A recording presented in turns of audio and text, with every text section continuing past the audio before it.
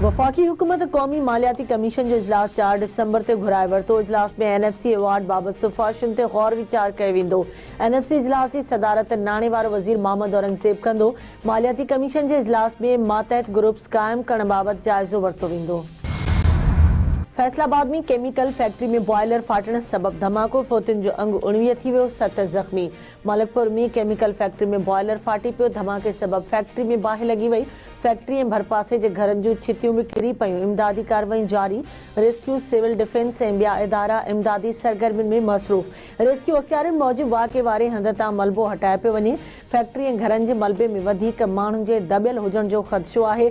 इस्पतालुनि में इमरजेंसी लागू। वज़ीर आज़म शहबाज शरीफ सां सीनियर वज़ीर शहज़ल इनाम मेमण जी मुलाक़ात। PM हाउस इस्लामाबाद में मुलाक़ात में सिंध समेत मुल्क जी मजमूई सियासी सूरतहाल ते ॻाल्हि ॿोल। वफ़ाक़ी आइनी अदालत जे चीफ जस्टिस अमीनुद्दीन बुनियादी हक़नि जे तहफ़्फ़ुज़ खे आइनी अदालत जी अवलीन तरजीह करार ॾींदे वाज़िह कयो आहे त अदालत में आइन जी तशरीह शफ़ाफ़ियत, आज़ादी ऐं दयानत सां कई वेंदी। जस्टिस अमीनुद्दीन जो आइनी अदालत जे क़याम बाद पहिरियों पैगाम। संदसि चवण आहे त आइनी अदालत जो क़याम असांजे क़ौमी आइनी जिदोजहद में हिकु अहम कामयाबी आहे। असांजे साम्हूं ईंदड़ हर मामिलो आइन जी बालादस्ती, इंसाफ़ जे उसूलनि ऐं अदालती वक़ार सां ग़ैर मामूली एहतियात मुनसिफ़ाने अंदाज़ में उकलाए वेंदो। सिंध में 70 लख ॿार स्कूल नथा वञनि। ईंदड़ 3 सालनि में 30 लख ॿारनि खे स्कूल मोकिलण जो हदफ़ आहे। स्कूल खां ॿाहिरि हर ॿार खे डिजिटल माइक्रो स्कूल में शामिल करणो आहे। सिंध में एक्सीलरेटेड डिजिटल लर्निंग प्रोग्राम अगस्त 2023 में शुरू कयो वियो। ADLP जो मक़सदु ॾोराहनि इलाइक़नि में मयारी तालीम जे बराबर पहुच यकीनी बणाइणु आहे। ADLP प्रोग्राम समूरा हदफ़ टाइम लाइन्स मुकमल कयूं आहिनि। डिजिटल माइक्रो स्कूल घटि ख़र्चनि में बहितर नतीजा ॾेई रहिया आहिनि। सिंध जे वॾे वज़ीर सैयद मुराद अली शाह जो सिंध एजुकेशन फाउंडेशन तहत एक्सीलरेटेड डिजिटल लर्निंग प्रोग्राम खे ख़िताब।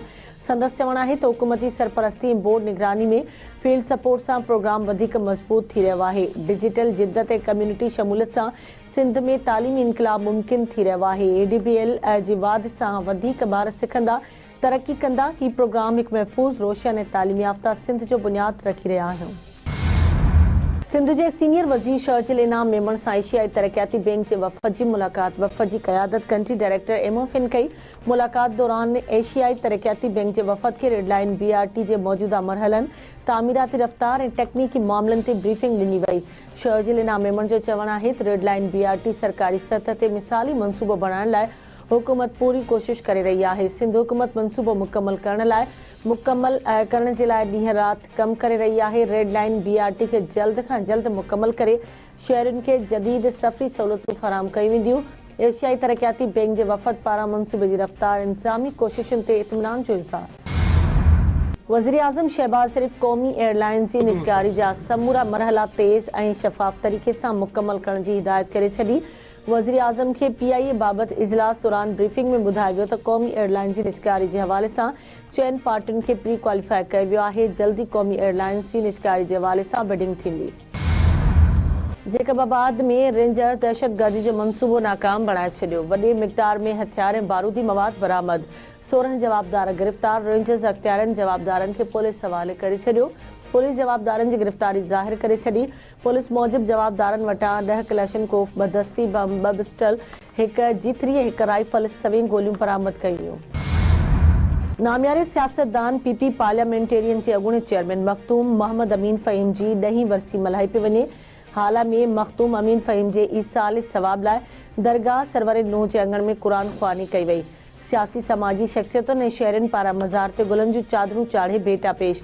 सरवरी जमात जो रूहानी पेशवा मखदूम जमील ज़मान ऐं सूबाई वज़ीर मखदूम महबूब ज़मान मुरीदनि ऐं अक़ीदतमंदनि सां गॾु मज़ार ते हाज़िरी भरी। मटियारी ज़िले में अॼु आम मोकल आहे। PP चेयरमैन बिलावल भुट्टो ज़रदारी जो मखदूम अमीन फ़हीम खे संदसि वरसी ते ख़िराज अक़ीदत। संदसि चवण आहे त मखदूम अमीन फ़हीम जमहूरी जिदोजहद जो मज़बूत थंभो हो। मरहूम मखदूम अमीन फ़हीम पार्टी क़यादत जे 3 नस्लनि सां गॾु अवाम जे हक़नि लाइ जिदोजहद कई। मरहूम हर आज़माइश ॾुखे वक़्त में PP क़यादत सां गॾु बीठो रहियो। मरहूम जो छॾियल ख़ाल कॾहिं बि भरिजी न सघंदो।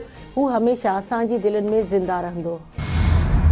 पेरियारो भरिसां फैज़ मोहम्मद बिंडो थाणे जी हथ ॻोठ मोहम्मद छुटल जामड़ो मां हथियारबंद नथा 2 भाइर मुबैना तौरु अगवा। वारसनि मूजिबि मुस्लिम अकरम जामड़ो केलनि जे बाग ते कमु करण लाइ वञी रहिया हुआ। त रस्ते तां हथियारबंदनि खे अगवा करे विया। हुननि जो पंहिंजी बिरादरीअ जे माण्हुनि सां तकरार हलंदड़ आहे। ख़दशो आहे त असांजे नौजवाननि खे क़त्ल करे छॾींदा। ऐं पाकिस्तान समेत सॼी दुनिया में मुहाणनि जो आलमी ॾिहाड़ो मल्हाए पियो वञे। पंहिंजी जान जी परवाह करण खां सवाइ उने समुंड मां मछी पकड़णु ख़तरनाक त आहे, पर उन क़दीम पेशे सां समुंड किनारे रहंदड़ मुहाणनि जो रोज़गार बि वाॻियल आहे। मुहाणा कॾहिं हिकु ॾींहुं, कॾहिं पूरो हफ़्तो त कॾहिं महीननि जा महीना समुंड में रही पंहिंजे बचनि जो पेट गुज़र कनि था।